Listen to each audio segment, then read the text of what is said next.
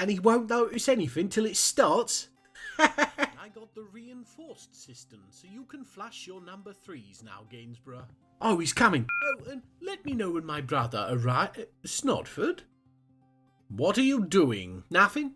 Just checking a workman didn't leave any tools in your office. The workmen were never in my office. Well, they're crafty things. Spanners. Anyway, Mucus will be here in a little while, so I need to get this episode done. Do excuse me? That's all right. I don't have a nose. What? No, I mean I have to work. Oh, all right. I'll see you later. Yes. We both will. What? Anyway, Kutam Melunudi Zuamid. Welcome one and all to the giant humanoid holiday resort and adventure park fort that we all call Hammerlock. Getting straight into things because I want to show you Avuz. I noticed that despite being a legendary mace dwarf, he still had unmet needs to have some martial training. I have interpreted this as a want to impart his frankly enviable amount of warrior knowledge, so we've stuck him in the hazy attics. This, on top of allowing him to make a pet of one of our boars, should hopefully deal with his mood issues. I mean, it's been 3 episodes since we started trying to please this pernickety, prickly pillock, so at some point the sum cost fallacy will kick in. But not yet. I still have ideas to try and the spoons to power them. Hello, Meng. That means trading time again. I'm not as enthused as I could be, and that's due to less need for the precious metals we asked for. Well, because they never bring enough of the stuff for us to make anything, I've changed our plans for the library. I'll explain all a little later. For now... Oh, Mr. and Cybrek have gotten married! They've decided to do it in the Rosy Sweetness, the guild hall we created for our Guild of Farmers. I guess it was availably empty. Such a surprise. Seems it was a small ceremony. Just Mistum and Cybrek with Vabok the soap maker officiating. Oh damn, looks like I forgot to get some gems on these pedestals. Or more likely assign them to multiple pedestals. Still sore about that.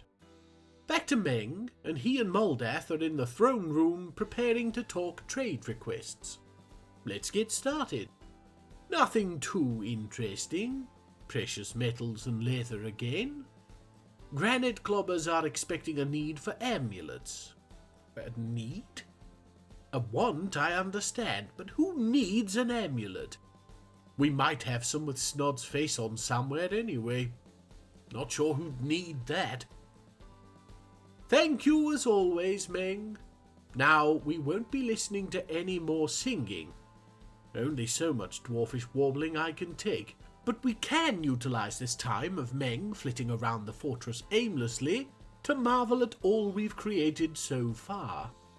Would have been much more, but I forgot to let the dwarves out of a burrows from last episode for a while, and so they're all relaxing. Lazy sods.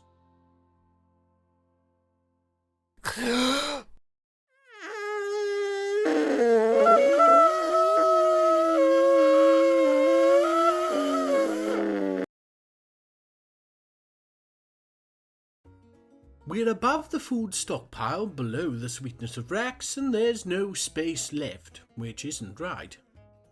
There's the overflow in the hollow hill, of course, but with trading happening in the Lesser's fort, it's more convenient that the food be stored here. Taking a closer look, you can see we've been visited by the milk fairy. That's right, all these, for some reason tapped, barrels are filled to the brim with milk of varying origins. In answer to this lactose flood, we've just watched the dwarves build 2 farmers' workshops, from which they'll begin the arcane art of turning milk into cheese.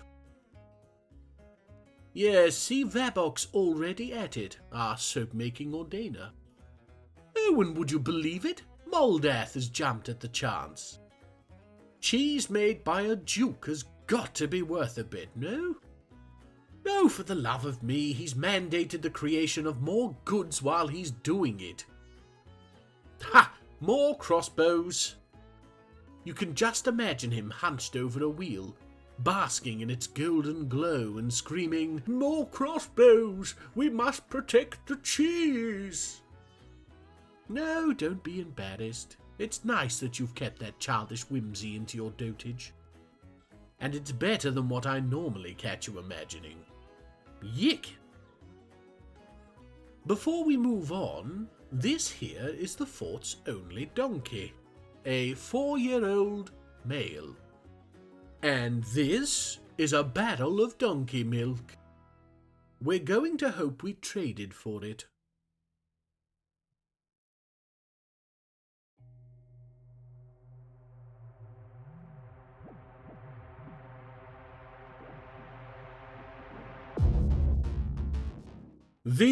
Wait, I've never seen this beast before.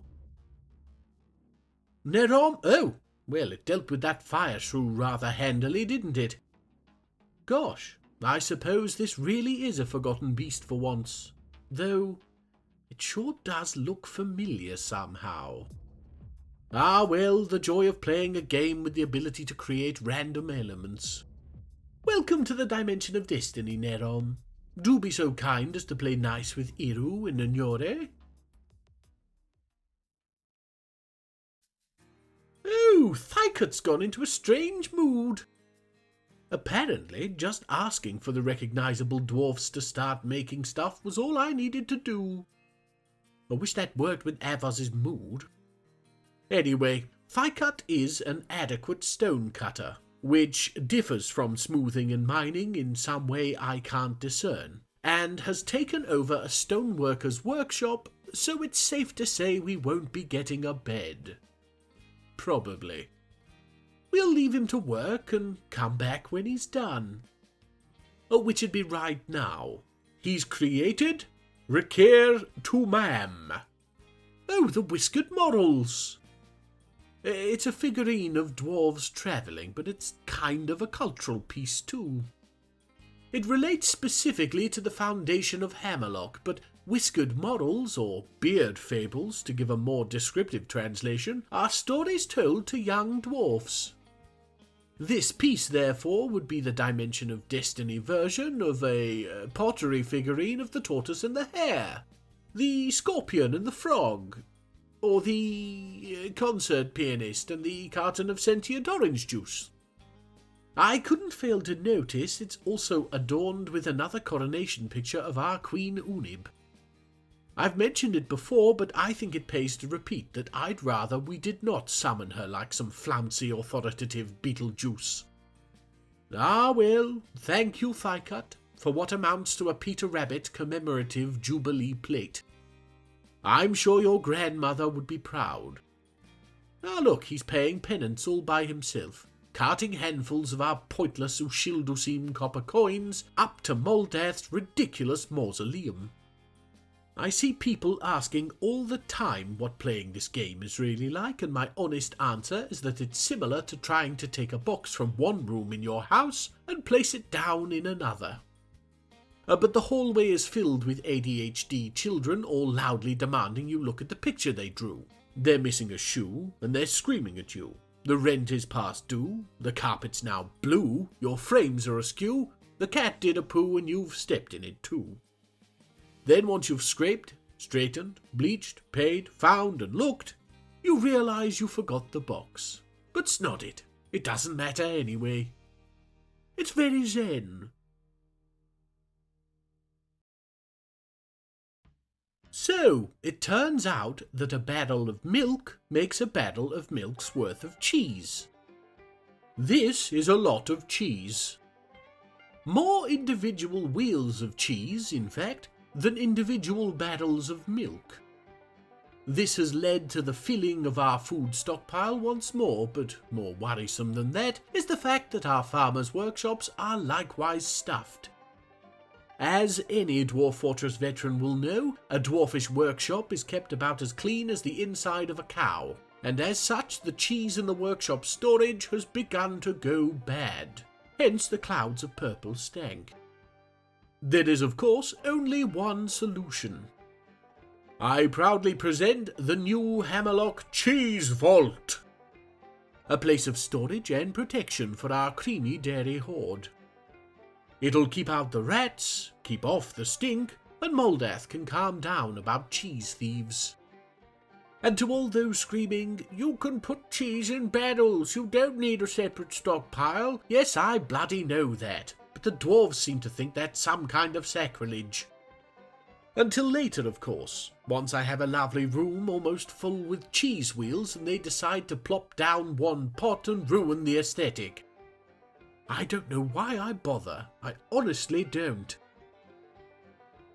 Oh my me, it worked! I mean, okay, he's still stressed, but look! Avuz is one tone down from being merely yellow with indifference. Why, that's almost lime with the knowledge of ice cream later. Not only that, but he's starting to show an interest in the world around him. It's not much interest. I mean, he didn't bother learning enough about this miscellaneous object to work out what it was even, but that's a step up from standing in the hallway and moaning. He's still missing family, which wasn't fixed by making new friends as the tavern keeper. But he has got a load of new needs, including to think abstractly.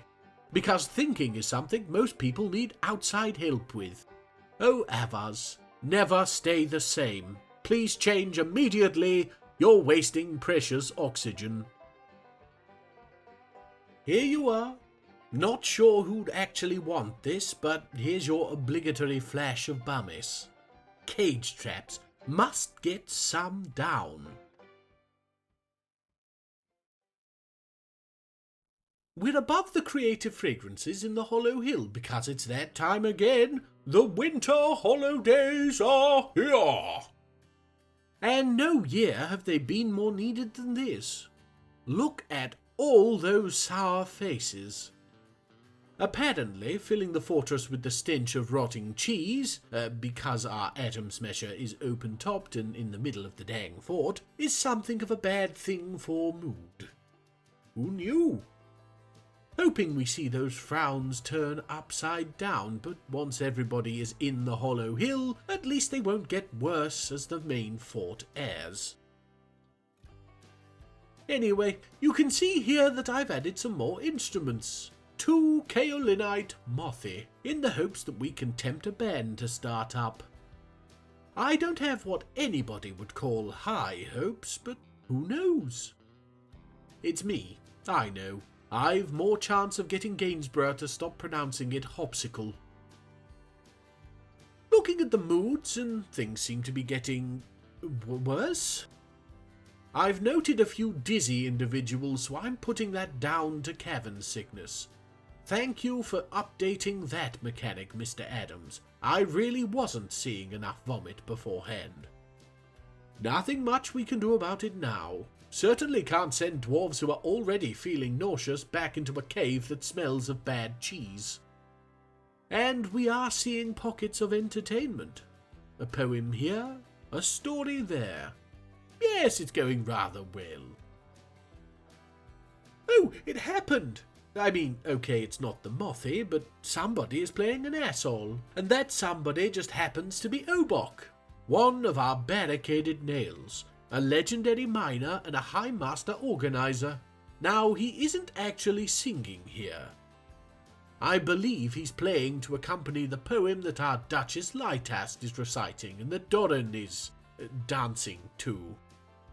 So yes, anyway, we aren't going to be listening in. Mostly because he's not a talented asshole player, and Lightast couldn't find a rhyme for cat.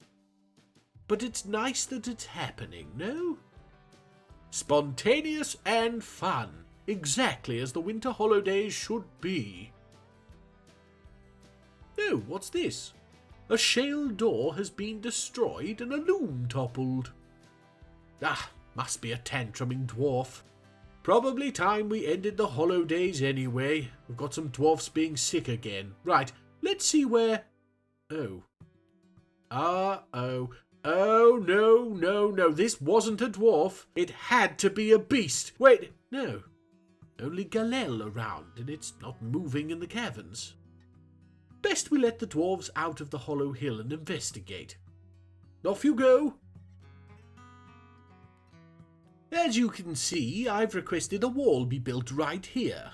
No more trusting breakable doors.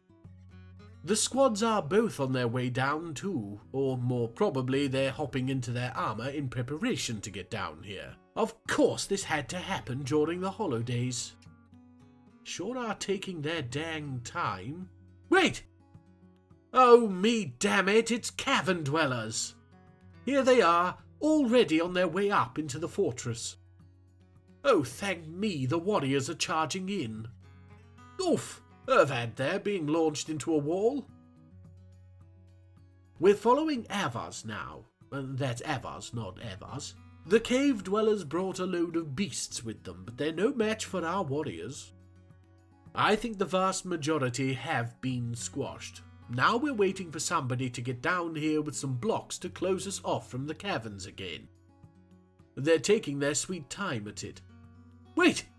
Oh, snod it all, we've got dwellers in our basements. The slippery fishman dipped out of our dim-witted dolt's perception cones. Go down the stairs, you portly porcini-popping poltroons. Oh, damn, and now we've got civilians taking the attack as an opportunity to collect webs. The burrows is back on for anyone not holding a mace. Now we're following the elusive fishman rather appeared in our basement. Seems one or both are injured and just looking for escape. Wish we could be so soft-hearted, but this is war. We're going to have to order a squad in after them. Seems my perception cone joke may have been more accurate than I thought. We'll send the barricaded nails.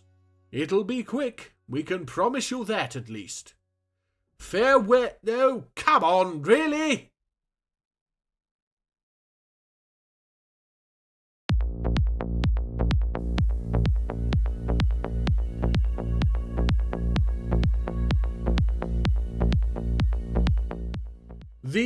Another one I don't remember making, and I'm starting to get a sneaking suspicion that it isn't because I'm going senile like Snodford says. Did you notice something decidedly phlegmy about our new vomit beast? Yes, I think I'll be having a word with our good Mr. Hedgehog. But not before getting the fort secured. The two squads are still here, in case a beast decides to pop in, but, oh for me's sake, is that a kitten? There's no way we don't lose something from this, I swear. Oh, finally, quickly now, Tholtig. I think that's him anyway. Hurry, before Saigon gets out. Phew! Skin of our teeth. Now, where's that mouthy cephalopod got to? Can't find him anywhere, so I figured we'd just carry on. We're at the top of the tower staircase, just below the new library, and we're finally ready to show it off. Ta-da! Now, it isn't furnished yet, so this isn't quite as grandiose a reveal as one could hope. We were waiting for precious metals so we could do golden bookshelves, and as previously mentioned, the traders aren't really carrying the stock levels we're looking for. So I've requested a bunch of copper bookshelves instead, along with copper thrones. They're being made as we speak, and I'll have the dwarves carting them up here in batches. We'll have it looking right as rain in no time. Trust the process. Now, there is actually a floor above this one, where we'll be putting more bookshelves and thrones. Because given the danger of certain written works in this game, I felt it prudent to have a sort of restricted section. With copper as the material of choice for the furniture now, I was batting around the idea of gifting the tower the name of the lightning rod. Two niggling points halt my quill: the connotations of fire from lightning, and the sheer laziness of our dwarves, which will lead them in all likeliness to shorten it to just the rod. Me knows we have enough innuendo to deal with as it is. Betha's here! Normally, this would not be a cause for celebration, but he's actually being useful this episode in being a vehicle to show off a new project of ours. No snot, damn it, he's completely missed it. Trust you to not even be able to walk usefully, bloody elf. Luckily, his compatriots in what we must laughably call a caravan are not so useless. We'll follow me father and... ta-da! A road! Now, they came in from the wrong direction to really show it off, because of course they did, but if we leave them to unload, I can take you to see it in all its current glory. It curls up around the lip of our fort entrance, heading east. It continues on around the entrance to the the certainly not definitely haunted by the souls of desecrated human corpses tomb, and then heads south, which is where it stops for now. You see, we've been keeping it on the surface and fighting to clear trees and bushes. But it's around here that I remembered we're a fort of sodding dwarfs, so it's through the hillside we go. Now, you'll note nobody is actually getting to any of the digging work, and that's because I have once again forgotten to release the civilians from their burrows. There needs to be a little picture of lazy dwarfs that pops up if a burrows is active at the end of every month or something. That, or I need to get my omniscience looked at. But I hate the omniscience doctor. He always tells me I need to lose weight.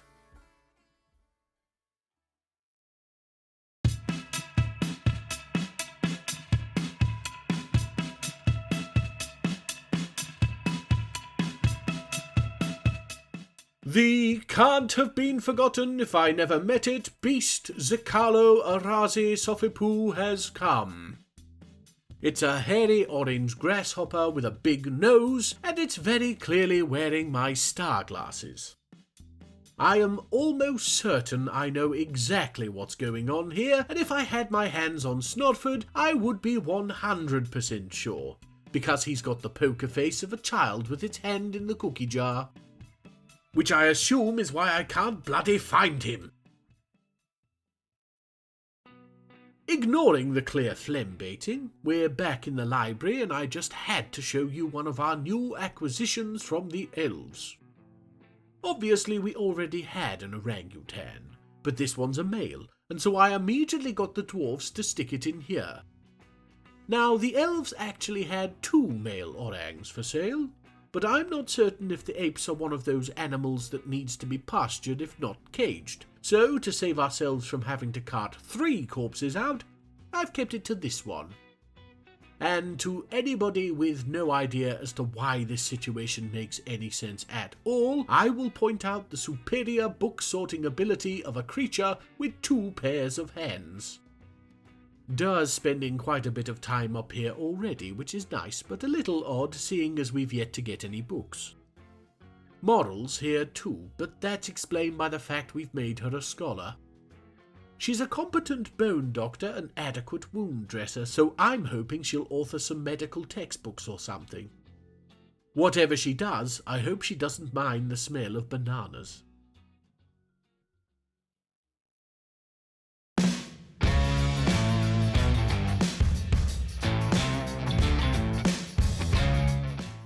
And here it is. The Minotaur Those Omethut Ophi has come. Target the hollow crevice. Well, if the beasts hadn't clued me in, the enormous monogrammed smoking jacket was a bit of a giveaway. This here is a creation of my brother's. Mucustus Tangerine Crevice. MT. Hollow. You get it? He must have sent all this stuff to Snodford ahead of his visit, and yes, I didn't suspect it would last very long against our warriors. The worst part of this little gag is the fact I just know he'll have done something I won't have noticed. I'll probably be dwarfing around with a great cosmic kick-me sign on Hammerlock's back. Ah well, at least it counts as a noteworthy kill for one of our dwarves. Moving on, it's almost time to wind things down again. Just a handful of little bits to show.